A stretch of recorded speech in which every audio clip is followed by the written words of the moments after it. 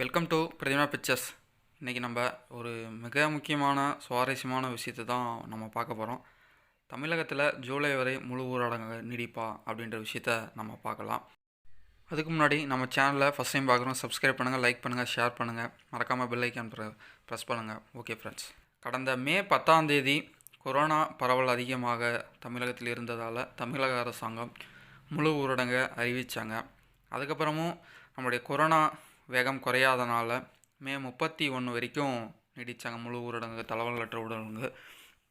அதில் கொஞ்சம் கொஞ்சமாக நமக்கு கொரோனா குறைய தொடங்கியது. அதன் பின்பும் ஜூன் 7 வரையும் தற்போது நீடிப்பு செஞ்சுருக்காங்க. அந்த ஊரடங்கில் தான் நம்ம இருக்கோம்.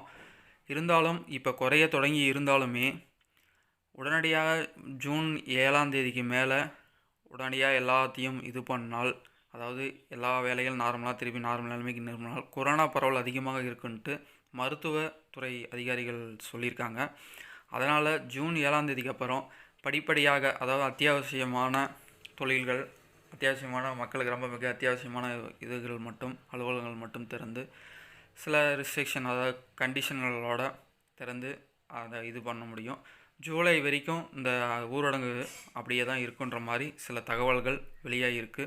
அது எந்த அளவுக்குன்றது தமிழக அரசாங்கம் விரைவில் நமக்கு அறிவிப்பாங்க. அது எப்படின்றத நம்ம பார்த்து தெரிஞ்சுக்கலாம். வந்தோடனே நம்ம வீடியோ போடுவோம். Okay, bye friends. நம்ம சேனலை மறக்காமல் சப்ஸ்கிரைப் பண்ணுங்கள், லைக் பண்ணுங்கள், ஷேர் பண்ணுங்கள்.